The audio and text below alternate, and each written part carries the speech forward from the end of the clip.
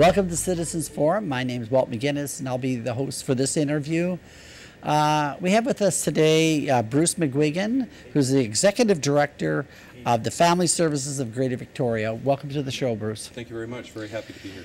So, Bruce, I guess firstly, to start out, we should just get an idea of what Family Services is all about and, how do people find you and things of that nature. Okay. Family Services is a nonprofit family serving agency in Victoria. We serve the entire region. We're a general family service organization, so we provide help every stage of the family and every problem with the family. So we have divorce services and divorce mediation services.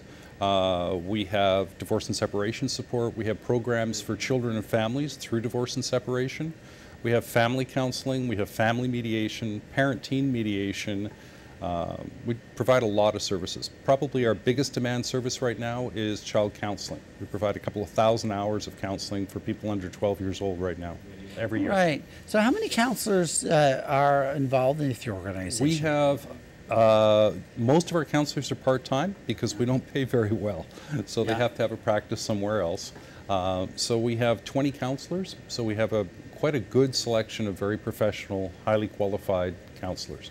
Yeah, and are you finding that the demand for your services is increasing, or do you find it's fairly stable? Demand is high.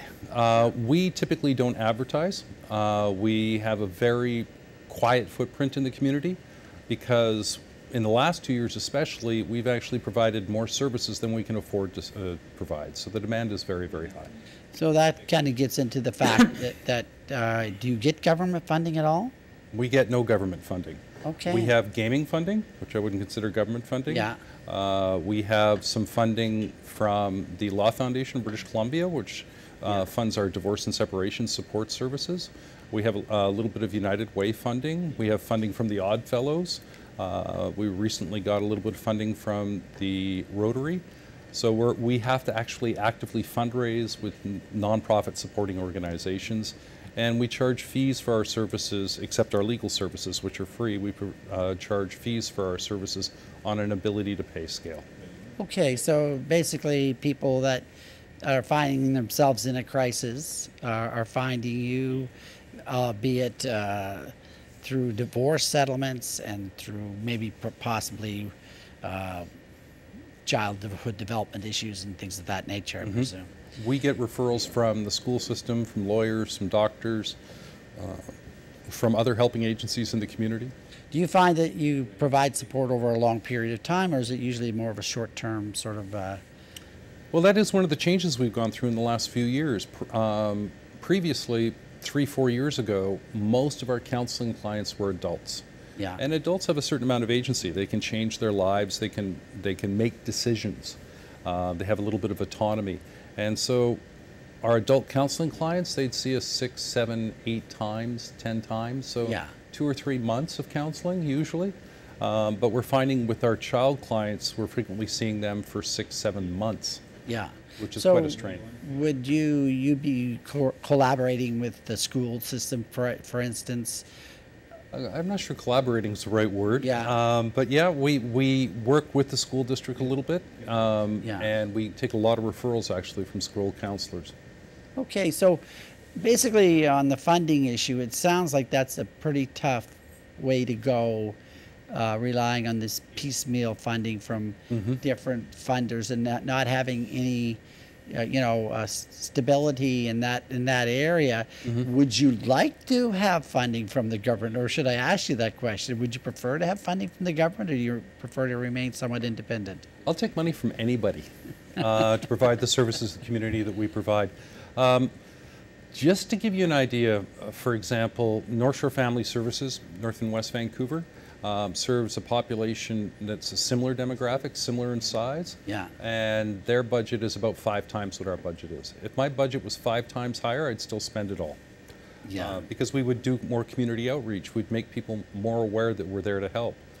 And although we seldom have to actually turn anybody away or put anybody on a waiting list, if more people knew we were there, the demand would explode. I know you're involved right now in a fundraising drive. We are. And how would people, if they wanted to donate to this, to your organization, how would they do that? Well, you could just hit our website, Yeah. www.fsgv.org. Yeah. And there's a link on the website to help us support us. One of the challenges that nonprofits in Victoria face is the real estate boom. It's had quite a serious impact on virtually every nonprofit in the community. Lease space has become more difficult to find, and it's gotten to be very, very, very expensive. Yeah. And even your tenure in a lease space has tended to drop. So, for example, the space we're in right now, we've been in 5 years. We had a generous donation from Van City and from the Law Foundation to renovate that space into office space and meeting rooms, and that was about $100,000 5 years ago, and we recently received notice that they were demolishing the building and terminating our lease as of September 1st. That's remarkable. Yes, it is remarkable, but this is the third time it's happened to us in our 40-year history. And so all that money is just down the drain. Down the drain. The Yeah, I met wrecking with my ball. accountants today. We have to write down the capital improvements. So our ledger, our balance sheet at the end of next year will have a $50,000 hole in it because of the write down on our capital improvements. Well, that's really tough. Yeah. I thought you might even were going to get into the real estate boom causing family crisis, because I think it is difficult for families to find housing that's Yeah. appropriate for them, and that's true. And families were leaving the area, but now we're still finding increases in families in the city of Victoria. Families are changing how they live. They live in smaller space. So, for example, enrollment at Victoria's downtown elementary school, George J., apparently is up 200 kids for kindergarten grade 1 next year. So there are families in Victoria. People think it's the home of the newlywed and the nearly dead, but people are raising families in the city of Victoria. Yeah, well, and in this there are Commonwealth. some jobs here, and we're not as bad as Vancouver, but where Not far off. yeah, we have the same trends. Seattle just they're now at $15 minimum wage level, and I just read in the paper that they've done their first review of the impact that had on especially restaurants and things of that nature. No impact. No detrimental impact. So they substantially raised the minimum wage, and which would allow a lot of families to have some income. And what's happening right now in many places is that there's such a gap between what you have to pay in rent and just to survive and what you can get paid for your work. Oh, sure. That it puts families in crisis. Well, it's a big stressor for families. If you think about the Victoria that was around when we were growing up, Yeah. there were sawmills and shipyards in Victoria. There were high-paying working-class jobs that didn't Yeah. require a college education. Those jobs don't exist anymore. So there are a lot of families actually trying to survive with two breadwinners who are making minimum wage or close to it. It's a big stressor on families. And then they're trying to find ways to juggle that with taking care of their children. Yep. And the stresses just mount, and Yep. this is where you find the breakups occurring and all that. Mm-hmm. And it's such a legal process too that it's very expensive to get a divorce. It is, You but know. we help out with that quite a lot, Yeah. actually, because we provide mediation services on a sliding scale on the basis of people's ability to pay. So we Yeah. can take people through that process of resolving child care issues, of resolving financial issues, support payments, all of those things we can do at Family Services and take them all the way through the process and charge them only what they're able to pay. Yeah. So are there grants or anything available from the government? Do you find that you have to apply, or do you ever try to go that route? Or? Oh, yes, all the time. I harass the people I know in government on a more or less continual basis, Yeah. but there just isn't any funding. We have had a government in office in British Columbia for 15 years that talks about the family. We've had governments in Ottawa that talk about the family. I'm really, as somebody who runs a family service agency, I'm not sure what they're talking about, because it hasn't made any difference to us. Well, there's a lot of rhetoric, isn't there? I mean, there's a lot of political rhetoric. It seems to be really ramped up in British Columbia because, if by all measurements worldwide, if you came to British Columbia, you'd say, well, this is the kind of the top of the heap. This is the economic elite of the world. And right in the middle of this, you find all these very serious social issues around housing and and the basic providing basic services.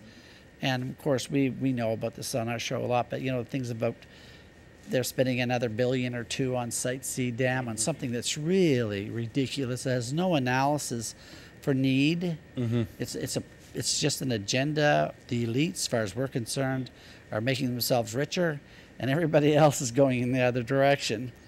And we end up with needing services like yours.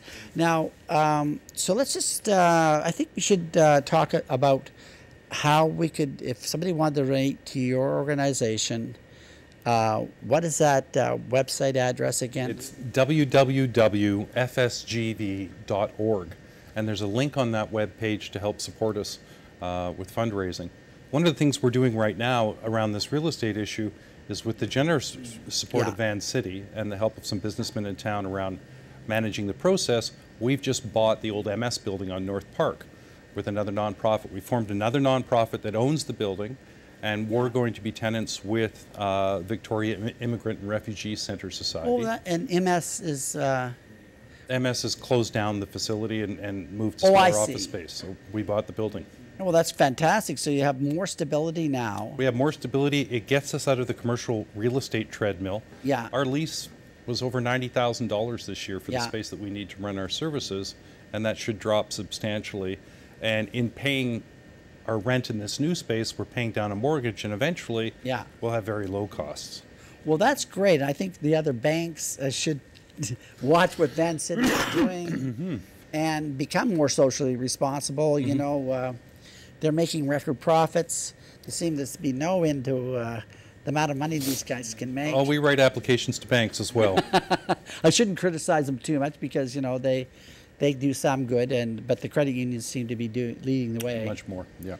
Anyway, well, it's wonderful to have you on today, Bruce, and on an ongoing basis from time to time, perhaps you'll come back and let us know how things are going in your new digs, and perhaps you can fill us in again on how you're doing on your finances, because that seems to be the most crucial aspect. It is.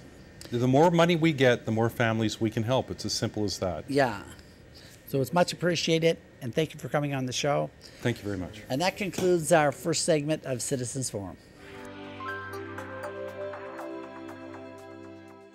Welcome back. Segment 2 of Citizens Forum. It's June the 21st. I'd like to start by thanking our volunteer crew and the Shaw staff that makes this program happen every couple of weeks.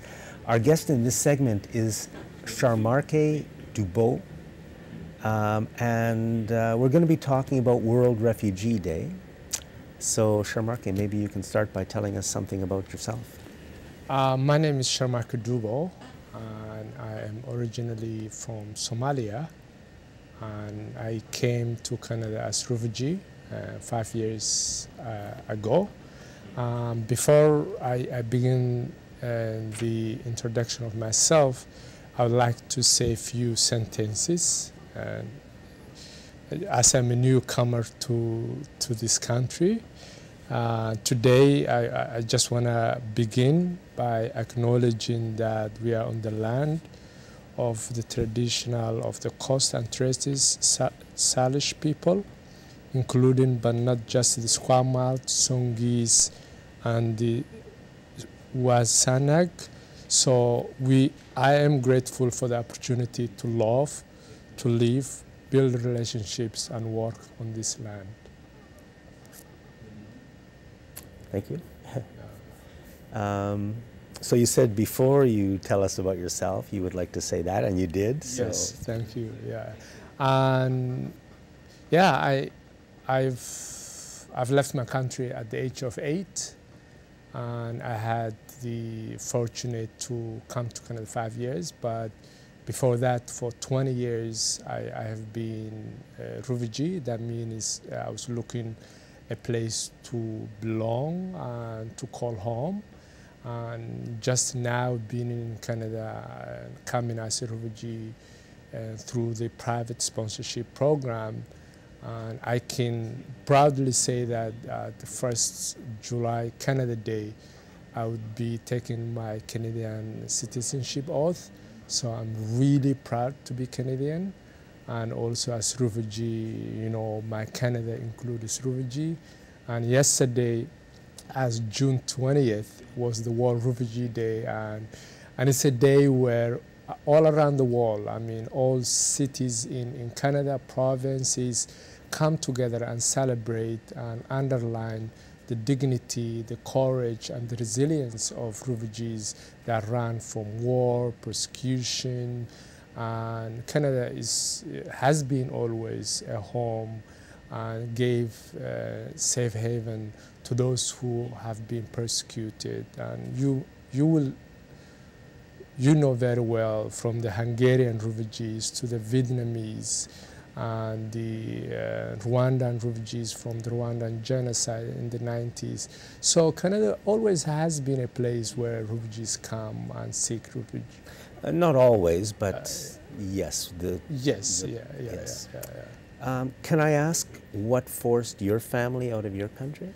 And in Somalia, and as you might have seen on the TVs in the 90s, so in 1991 there has been civil war where the government has collapsed, and that means the whole country has collapsed. I mean, the institution, the basic needs, and there has been a war, then civil war, and there has been a lot of warlords, and that is why I had to leave, because it was ethnic clan war, and it wasn't safe. And you remember in 1993 that there has been where the UN has sent peacekeeping mission to Somalia, and Canada was also included between the peace troops that went to Somalia.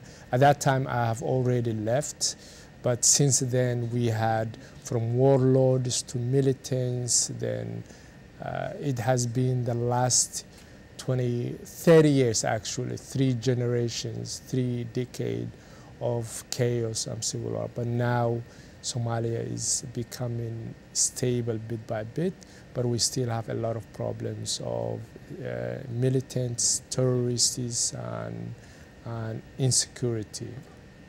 What a nightmare for the people who have to live, who are living there and then have to run. It's crazy. Do you want to talk about the refugee crisis in the world?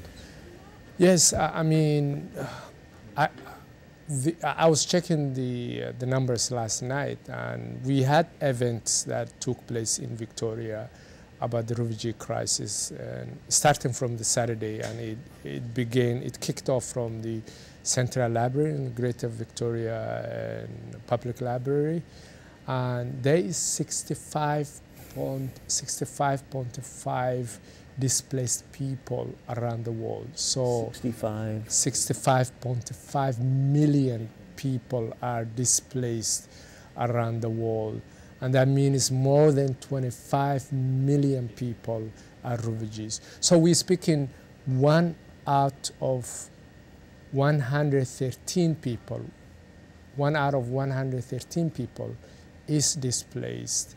For instance, I can give you statistics. In Uganda, at the end of 2016, daily, just daily, every day, the refugees that entered in Uganda was total number for the whole year for the wealthy European countries entered, just in Uganda for a day.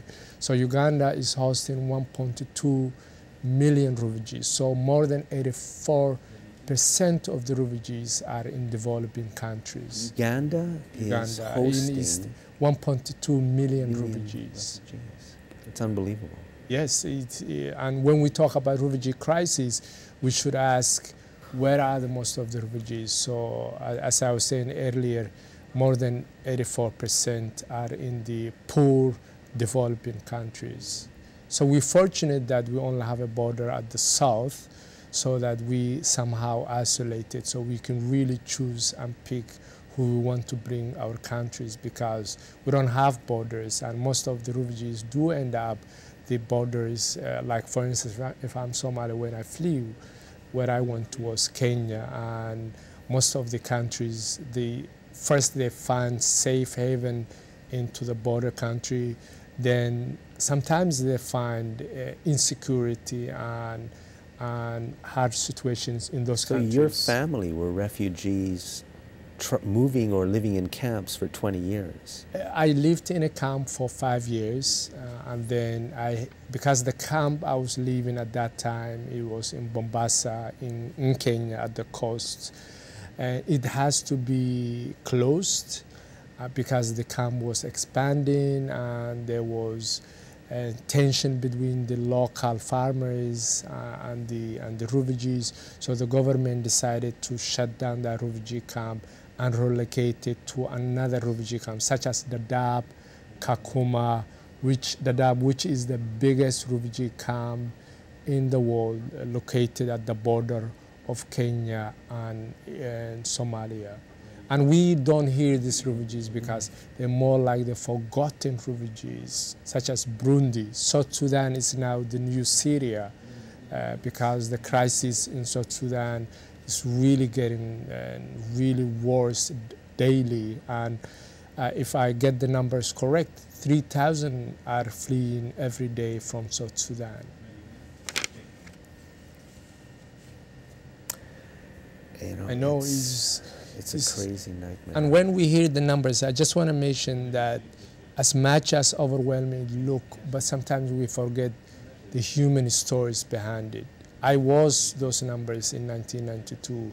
I was those numbers before I came to Canada. So we forget every number. There's a family, there's a child, there is a love, there's personality, there's beauty, there's a culture. So when we see those million of numbers, we forget the humans behind those numbers.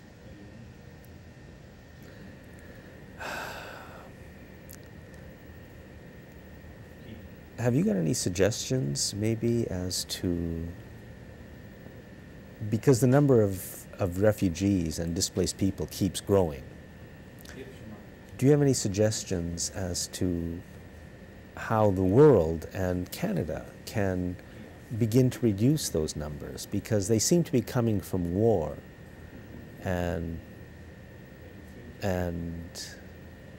yeah, that's a very good question, and as a refugee, as new Canadian citizen, which believes that refugees, my Canada includes refugees, is something I do reflect. I mean, a couple of things come on my mind. One is, as you mentioned, the permanent solution is what is causing displacements, what is causing the war, and we have to question how do we involve, or our governments involved in causing the displacement.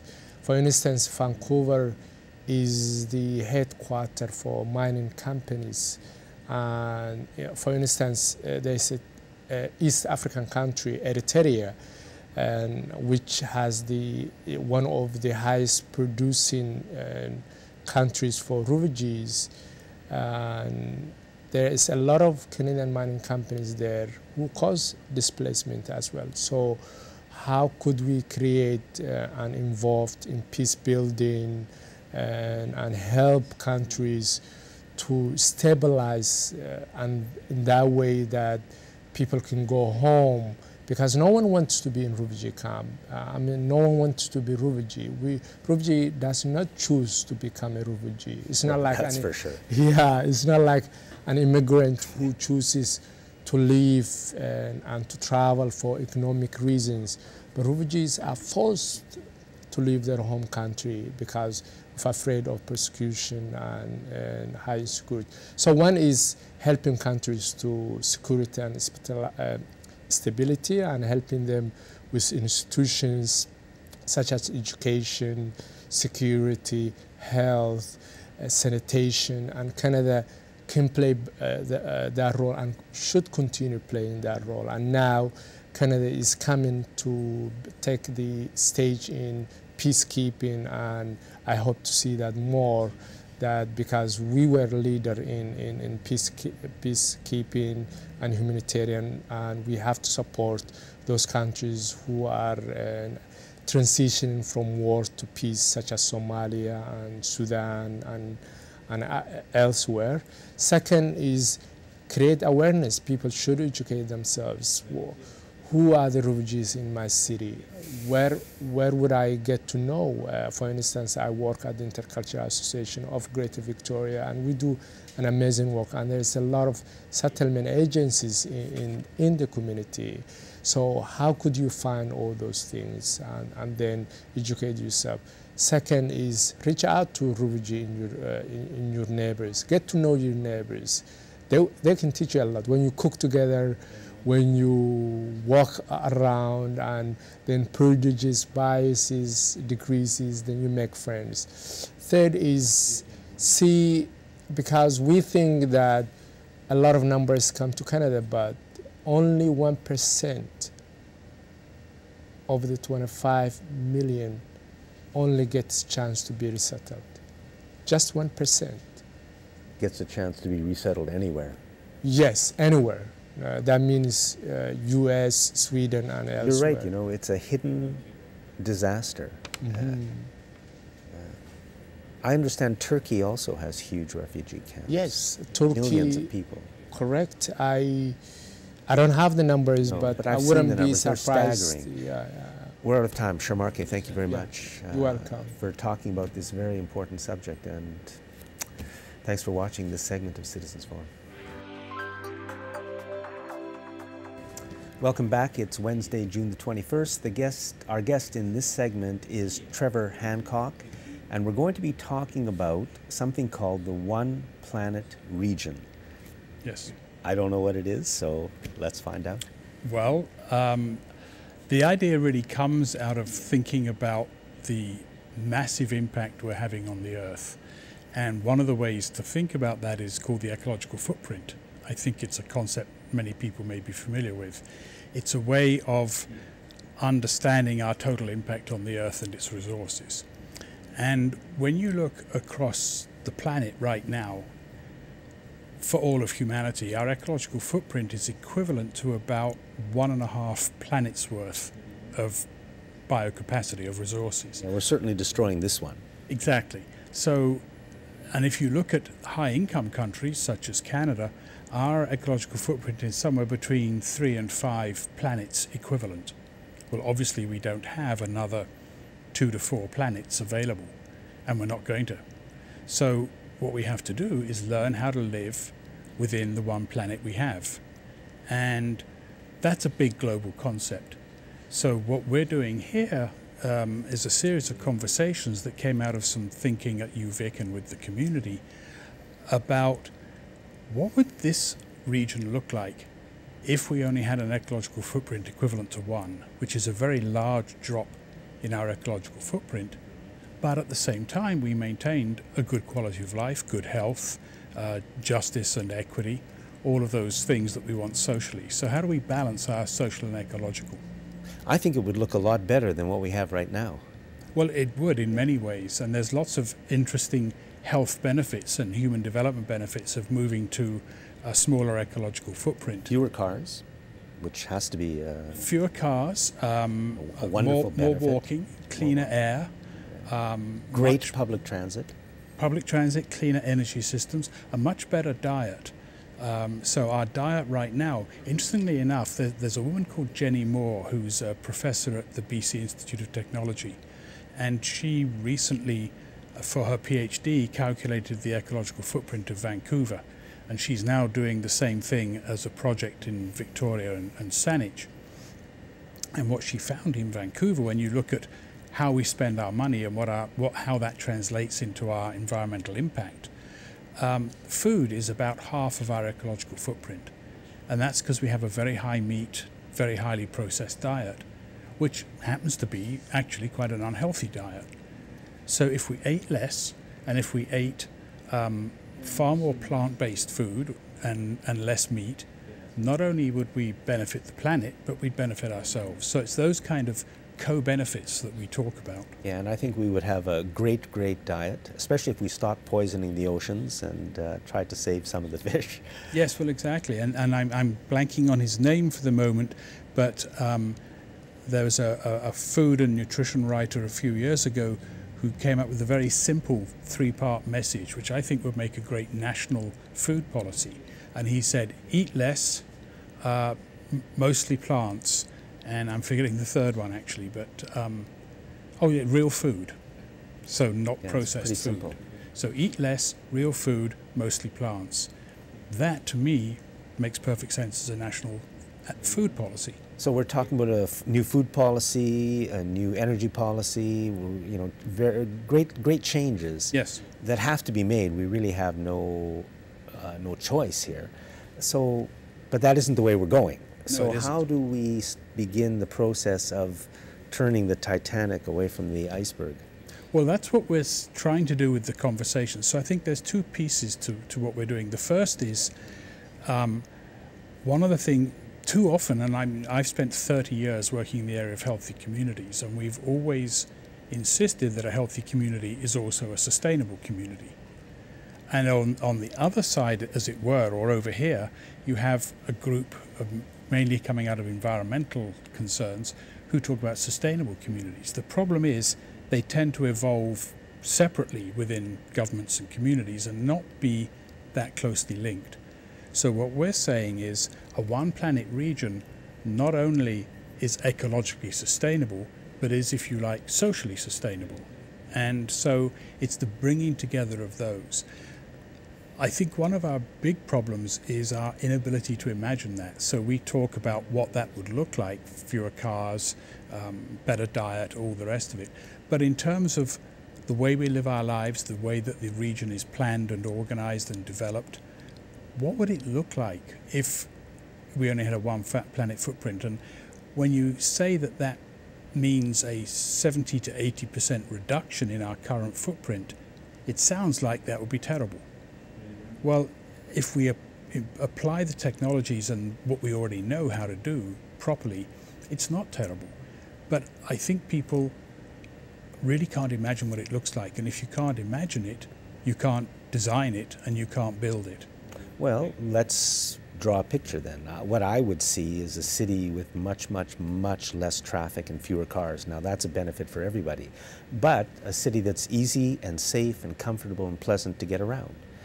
I see some pathways going north, south, and east, west that are designed only for pedestrians, and they can be, literally, you could be walking through these beautifully planted, wonderful, wild, semi-wild gardens all on the way to work or wherever it is you're going. I see enough housing for everybody, which is basic, but they won't let us have it. Better health. Yes. I mean, I see a lot of great stuff. Well, there are, and in fact, you can look at places, I mean, in some ways, you almost describe cities like Copenhagen in Europe that are much closer to what we're talking about. But there's some huge implications in that. So if you look at the Colwood Crawl, all of those people are driving from Colwood downtown because that's where the work is. So you have to do one of three things. You have to move some of that work out to where people live in Colwood. It's pretty simple. Or you have to move the people who live in Colwood downtown, either to live downtown or to move downtown in ways that are more ecologically sustainable. So not cars, but buses, rapid transit, trains maybe. And the third thing to think about, which we really don't exploit enough, I don't think, is telecommuting. So if you think about it, a lot of work today, for example, the program I teach at the University of Victoria is fully online. I don't actually, most of the time, go into the university. I can teach from home or wherever else I am, but I can teach from home. And a lot of people today could telecommute, could work from home or work from a telecommute center part of the time. So classic example, and I live near the new Mackenzie interchange that they're building. It's, I think, a totally stupid piece of transport planning. Crazy. All it does is get people to the next traffic jam a minute or two quicker. $100 million and all that disruption for nothing. What if instead the government had built telecommute centers out in the Western communities so that people who didn't need to actually be physically present all the time for their work could don't have to stay at home, but could go to the telecommute centre, which could be walkable from where they live, or bikeable, or on a bus route, a short bus route, and worked there. Not only would you reduce transport, and just think about it, if on average everyone who currently commutes could work from home on average a day a week, some more, some less, you'd reduce traffic by 20%. If they could work from home 2 days a week, you'd reduce it by 40% for commuting traffic. That's huge. That's massive. So imagine you took that 100 million and spent it on those kind of telecommute centers. Not only that. How about if you spent 50 million of it on telecommute centers, and for the other 50 million, you could build a train line from Langford to downtown. Absolutely. Yes. I mean, but the problem is our governments don't seem to want to do that. So we've got this roadblock in so many aspects of our lives. We have to fight our own governments. So how do we get around that one? Well, I just wrote in my column today in the Times Colonist, one of the things I pointed out was the way we develop and build our communities is with us for 50 or 100 or longer years. So we get locked into a particular pattern. So we have to deal with an unworkable suburban development, and we can't just erase it, and we can't completely change it. But we have to think about how do we take that and tweak it a bit. So we're going to have a new government, by the looks of it, an NDP Green government, who should be much more attuned to this. So maybe it's too late to stop the Mackenzie interchange, but maybe they could be and should be looking at those kind of initiatives. But then the other thing is, what do we need to be doing here in Victoria? What can the region do? What can people in the region do? And it doesn't have to be massive change. Part of the point of long-term change is you make a little change now and it grows. Yeah, but the problem is then we're making all the wrong changes, like the homelessness and poverty. As you say, we make that change and it grows, and it's worse and worse and worse, and now we have a huge problem that we have to deal with, created by the people who run our society. It's crazy. It is, but while there's a lot of blame we could be attaching, what we really have to be thinking about is how we make a significant shift from a business as usual scenario, which just continues to make things worse, to a very different way of thinking. And that's what I mean about our ability to imagine it. People like the way things are because they're the way things are, and that's what they're comfortable with. And suggesting dramatic change that came suddenly is scary. So what we have to think about is, what is the transition strategy? Well, maybe one good first step would be like you mentioned, was it Copenhagen or Amsterdam? Yeah, Copenhagen.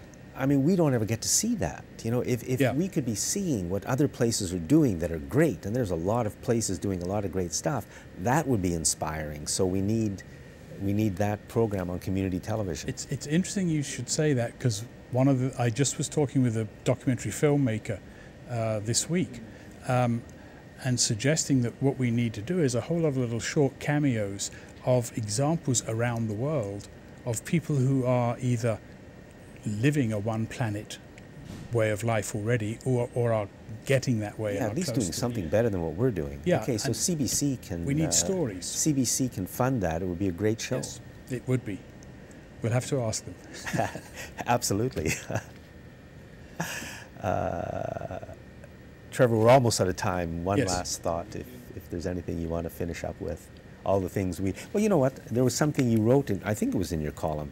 It's unethical to consume the resources that the future needs, and it's unethical to take the resources that other species need for their survival. Yes. The Earth is not ours alone, and I mean, here we are. And that's part of what we also have to imagine is a different ethic for our way of life. Right now, our central cultural values seem to be based around growth, economic development. That's what everyone focuses on. That's what governments focus on. We have to have a cultural and ethical shift to be thinking about not what's good for us, but what's good 4, 5, 6 generations down the road. I think a lot of people want to think that way. But, well, and Canada 150 is a perfect time to think about that. Never mind looking back 150 years, we need to use this as an opportunity to look forward 150 years, which is about 7 generations. And incidentally, as I also wrote in my column today, there was an Inuk artist who pointed out she'd like to change Canada 150 to Canada 15,000, because Indigenous people have been here almost 15,000 years, never mind 150. So that is a perfect place to end and begin. It is indeed. Trevor Hancock, thank you very much. You're very welcome. Thanks for watching this segment of Citizens Forum. Welcome back. I'd like to thank again our volunteer crew and the Shaw staff that makes this show happen. It's Wednesday, June 21st. Our guest in this segment is John Gunton. John is with a group called yyjsewage.com, as you can see on the screen. And all I can say is, if you think the sewage treatment stuff was crazy before, you know, here comes the next step, and it's focused in poor old James Bay. But we're all paying for it. That's correct. Yeah. So let me just briefly lay it out. They are planning to build a, because the sewage comes down to the ocean at Clover Point.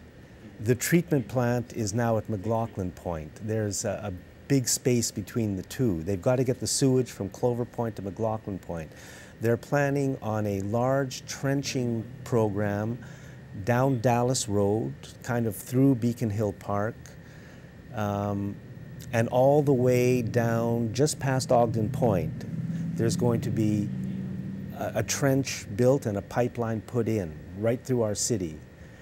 And then from around Ogden Point, they're going to drill through rock across the harbor to McLaughlin Point. You're saying, I mean, this is the amount of noise and trouble and cost and risk for all of this, I think, is completely crazy.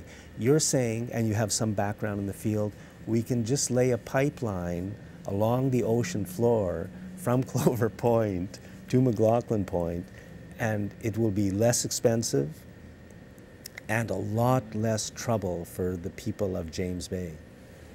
We said this from the outset, meaning since this project received approval and funding approval a few months ago, and now the shovels are in the ground, work is going ahead, the harbour drilling, the tunneling, if you like, underneath the outer harbour is proceeding, with the site being prepared now for the drill to be put in place. But the most befuddling thing to my mind is that in recent months we've discovered a report written by Stantec in 2010. It was commissioned by the CRD to consider building a pipeline from McLaughlin Point or thereabouts to south of Colwood, where at that time they were considering building a plant. And this was a pipeline which they had considered putting on the sea floor. Same diameter, about the same distance as what they're considering now for the Clover Point to McLaughlin Point. And Stantec came up with a recommendation to do this work. It was going to cost, in this case, about $84 million.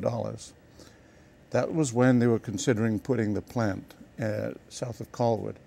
And it would be required to lay the pipeline on the seafloor in front of the approach to the Esquimalt Harbor. So what we're saying is put the pipeline from Clover Point along the oceanfront Dallas Road and in front of the approach to the Victoria Harbor and bring it onshore where the treatment plant is now going to be built at McLaughlin Point. So the irony is that the proposal that we've made has been turned down by Stantec on various grounds. And this is definitive now. We've gone back to them a number of times, asked them to reconsider, to meet with us. There's a group of us that are very keen to try and convince them that this is the right thing to do, the right thing for many reasons. You mentioned cost, you mentioned safety, the environmental implications, and the risks. The risks are very significant building a pipeline along Dallas Bluffs.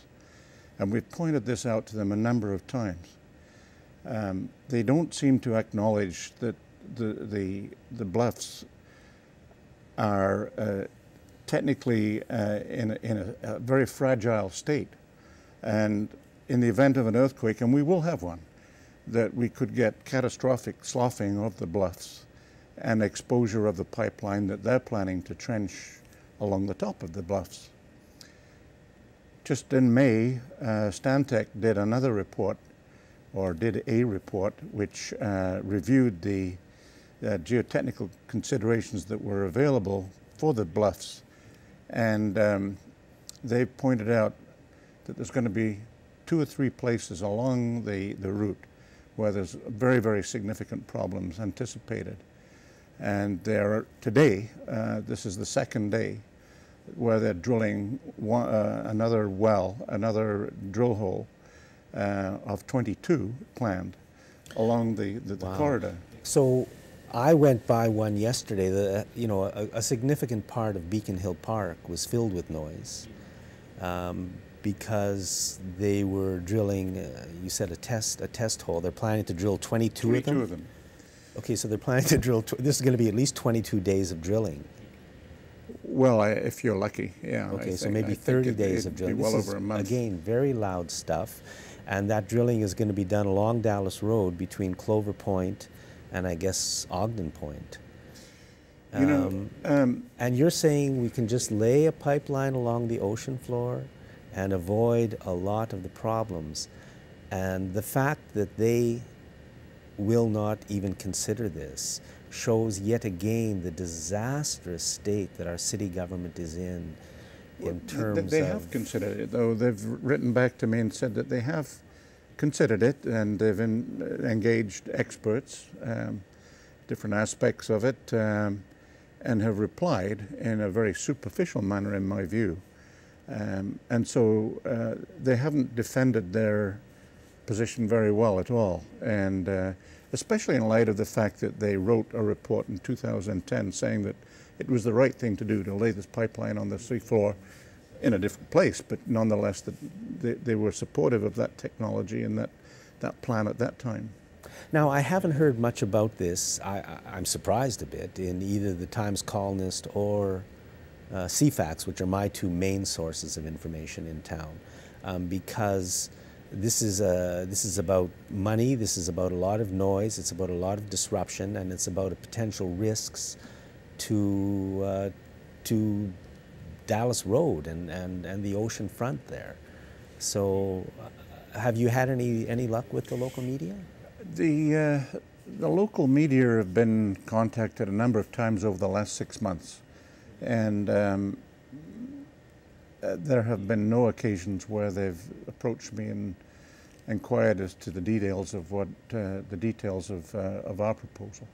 And so we've never had the opportunity to present to the media this particular proposal.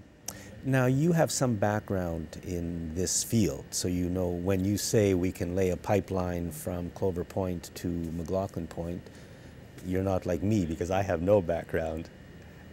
No, well, I mean, in the oil and gas industry, which is my background, we obviously lay pipelines. That's another subject, but Exactly. You know, it's not So uncommon to lay pipe and transmit hazardous fluids, whether or not you consider wastewater extremely hazardous, but and lay them on the seafloor or underneath, you know, water courses. Yeah. So it's not unusual. What you're saying is standard practice, but our city government and the CRD and the project board, well, we're getting a new government. Well, we are. For at least, is there any hope there? Well, you know, I've met with Carol James, and she was very supportive of our view and helped us in an approach to council, city council, Okay. and the CRD. Okay. But of course, that was prior to the election, and since that time, I'm sure she's been quite preoccupied. I'm sure she has been, but on the other hand, the project board, which is overseeing this, is run by the provincial government. It is. So if and Carol James is still interested in this, then because she is very near the top of the NDP, then we could see at least the suggestion that, hey, let's look at not doing the stupid and expensive thing, but let's look at doing the smart thing. Now, I have no background in this, so when I say stupid and smart, well, but at least we should know what works and what's best for us, instead of just them going ahead and doing it and to hell with us. that's right. And the province really has a third financial interest in this as well. Very significant dollars are exposed here from the province. And so they want to see it done correctly as well. And as you say, they are overseeing the whole thing in a sense. But it seems that the current project team have the blinkers on. They've got the finish line in sight, which is 2020, December 31st. And they're just going to implement their plan and try and achieve that deadline. How noisy is it going to be? Because the drilling that's going actually under the ground, they're going to put a trench and a pipeline from Clover Point to Ogden Point, but from the James Bay Anglers Club, they plan to drill under the bedrock, right under the ground, and go across to McLaughlin Point. Is that going to be noisy? Well, it will be, but they've constructed a noise curtain around the drill site, which is not a very attractive looking thing, but the cruise ship passengers don't mind walking past that. And it will hopefully keep the but if there's the noise levels have to meet the bylaws, which I think on an intermittent basis is something like 95% and 95 decibels, which is pretty considerable. But this would be continuous noise. So this is 8 or 12. How long are they going to be drilling for every day? I think it's almost 12 hours. It's a good part of the day, obviously. But and this is from the James Bay Anglers Club. That's right. Are they also drilling from the other side? They were originally, and I suggested to them at the time that it'd be better off to drill from the other side, for that reason, because it's more removed from residences and tourists and but so hey, forth. we want to do it in the middle of the residences. For some reason or other, they've chosen this site, which is a very tight site. What noise level is there going to be at the site? I think about 95 decibels. Okay, and that's, we'll see what happens. Yeah, I'm sure it's going to be fun. It gets in, a continuous noise of that level is a health hazard. There's no question about it. Unbelievable. John, we're almost out of time. Is there anything else you want to cover? I think what we have to do is just let them do their summer's investigation of the geotechnical aspects along the planned route. And they are committed to publishing those results in the fall, and we'll be very interested to see what they come up with. Unfortunately, we've requested that they do other technical work to make the data more meaningful, but they've ignored that, and they're just going to do the drilling. Sounds like business as usual in Victoria, the CRD, and sewage treatment. You know, it's been crazy from the beginning, and here we are, and the shovel is going to hit the ground, and it's going to be a mess. Do you want people to contact your group? Are you... Absolutely. There's a facility on the website for them to do so and to put their points of view in and to receive the updates that we populate the website quite frequently. And I would also suggest that people contact CFAX, CBC Radio, check the Times columnist and say, hey, this is a big story, a lot bigger than a lot of the stuff you people cover, so why isn't it getting any coverage?